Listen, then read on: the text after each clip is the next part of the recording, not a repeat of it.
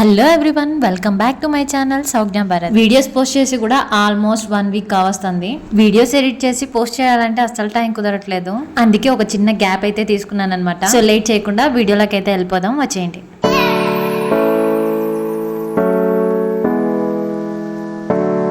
ఈ రోజు ఈ వీడియోలో ఒక సాటిన్ శారీని బ్యూటిఫుల్ డిజైన్ శారీగా మారుస్తున్నాను. ఈ శారీ ఎలా టర్న్ అవుట్ అయింది అనేది ఆల్రెడీ షార్ట్ వీడియో అయితే చేసి పెట్టేశాను. ఈ డ్రెస్ సైజ్ వచ్చి స్మాల్ సైజ్, వెస్ట్ సైజ్ 28 ఉన్న వాళ్ళు హ్యాపీగా వీడియో చూస్తూ కట్ చేసుకోవచ్చు. క్లాత్ చివర్లు హెచ్చు తగ్గులు ఉంటాయి కాబట్టి సమానంగా ఉండేందుకు ఒక లైన్ అయితే డ్రా చేసుకున్నాం. ఇక్కడ నెక్ అలాగే షోల్డర్ కోసం టోటల్ గా 5.5 ఇంచెస్ విత్ ఖర్చుతో సహా తీసుకుంటున్నాం అనమాట. ఈ 5.5 ఇంచెస్ లో 3 ఇంచెస్ వచ్చి షోల్డర్ కి, మిగతాది వచ్చి నెక్ అనమాట. ఇప్పుడు ఆర్మ్ హోల్ అయితే మార్క్ చేసుకోవాలి. ఆర్మ్ హోల్ ఎవరికైనా కానీ 6 ఇంచెస్ కి అయితే మార్క్ చేసుకోవచ్చు. ఇలా 6 ఇంచెస్ దగ్గర మార్క్ చేసుకున్నాం కదా, దాన్ని ఇలా స్ట్రైట్ గా ఒక లైన్ అయితే డ్రా చేయాలి. అదే 6 ఇంచెస్ దగ్గర ఈ విధంగా ఇంకో లైన్ అయితే ఇలా గీసుకోవాలన్నమాట. ఇక్కడ ఆర్మ్ హోల్ షేప్ కోసం ఈ కార్నర్ ఉంది కదా, ఆ కార్నర్ నుంచి 1 ఇంచ్ ఆర్ 1.5 ఇంచ్ వరకు మనం మార్క్ చేసుకోవచ్చు. మనం క్రేప్ లైనింగ్ కానీ పాలిస్టర్ లైనింగ్ కానీ యూజ్ చేసినప్పుడు క్లాత్ అనేది ఇలా కదిలిపోతూ ఉంటుంది. సో అలాంటప్పుడు మనకి ఈ స్కేల్స్ అనేటివి బాగా యూజ్ అవుతాయి. అందుకే నేను ఈ కర్వ్ స్కేల్తో ఈ కర్వ్ అనేది గీస్తున్నాను అనమాట. మనం చేత్తో డ్రా చేసిన దానికంటే కూడా కర్వ్ అనేది చాలా పర్ఫెక్ట్గా అయితే వస్తుంది ఈ స్కేల్ యూజ్ చేయడం వల్ల. సో నెక్స్ట్ వచ్చి యోక్ పార్ట్ లెంత్ అనేది డ్రా చేస్తున్నాను. యోక్ పార్ట్ లెంత్ అనేది ఏ సైజ్ వాళ్ళకైనా కూడా 15 ఇంచెస్ అయితే సరిపోతుంది అనమాట. కొంచెం హైట్ తక్కువ ఉన్నారనుకోండి, వాళ్ళకైతే ఒక 14 ఇంచెస్ అయితే సరిపోతుంది. ఖర్చులు బొంగ 13 ఇంచెస్కి అయితే వస్తుంది అనమాట. సో మార్క్ చేసుకున్న విధంగా డ్రా చేసుకుంటున్నాం. ఇక్కడ నేను డ్రెస్కి ప్రిన్సెస్ కట్ అయితే పెడుతున్నా. అయితే బ్లౌజ్కి అండ్ డ్రెస్కి ఇక్కడ డిఫరెన్స్ అనేది ఉంటుంది అనమాట. ఆ డిఫరెన్స్ ఏంటంటే, ఇప్పుడు నడుము సైజు 28 కదా, బ్లౌజ్కి వచ్చేసరికి ఆ 28 ఇంచెస్ అనేది ఎగ్జాక్ట్గా పెట్టేసుకుంటాం అనమాట. కానీ డ్రెస్కి వచ్చేసరికి 1 ఇంచ్ ఎక్స్ట్రా మార్క్ చేసుకొని విత్ లూజ్ అయితే స్టిచ్ చేసుకుంటాము. ఎగ్జాక్ట్గా మనం 28 ఇంచెస్ పెట్టామనుకోండి, బ్లౌజ్ లెక్క డ్రెస్ అనేది నడుము దగ్గర టైట్ వచ్చేస్తుంది. సో అందుకని 1 ఇంచ్ ఎక్స్ట్రా తీసుకుంటాం. ఇక్కడ వెస్ట్ సైజు 28 కదా, సో 28 డివైడెడ్ బై 4 అంటే 4 మడతల మీద తీసుకుంటే 7 ఇంచెస్ వస్తుంది. ప్లస్ 1 ఇంచ్ అంటే 7.5 ఇంచ్, అంటే ఫోల్డింగ్ మీద ఉంది కాబట్టి ఇటు సైడ్ 1/2 ఇంచ్ అటు సైడ్ 1/2 ఇంచ్, 7.5 ఇంచ్కి మార్క్ చేసుకున్నాను అనమాట. చెస్ట్ కూడా అంతే సేమ్.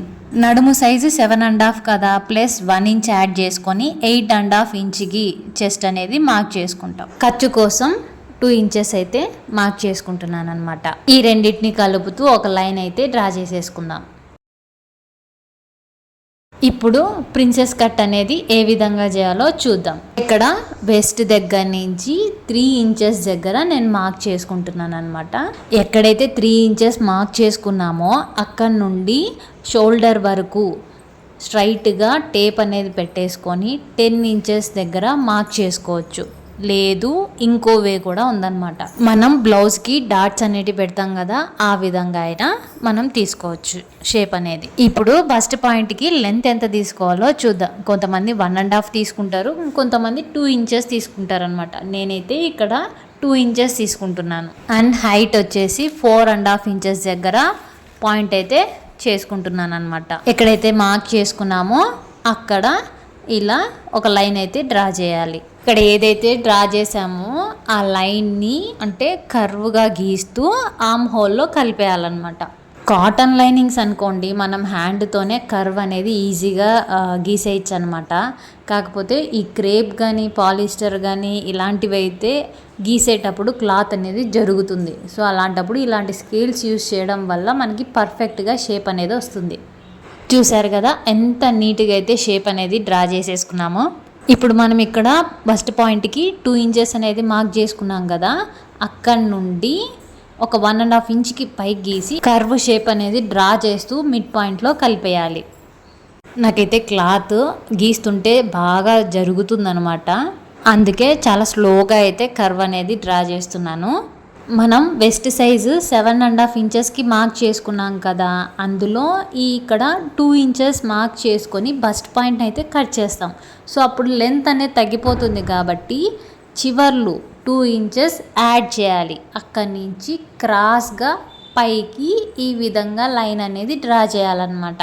అప్పుడు మనకి యోక్ పార్ట్ లెంత్ అనేది తక్కువ రాకుండా ఉంటుంది. ఫ్రంట్ పార్ట్ నెక్ వచ్చేసి నేను 5.5 ఇంచెస్కి మార్క్ చేసుకున్నాను. అలాగే నెక్ డీప్ వచ్చేసి 3 ఇంచెస్కి అయితే మార్క్ చేసుకుంటున్నా.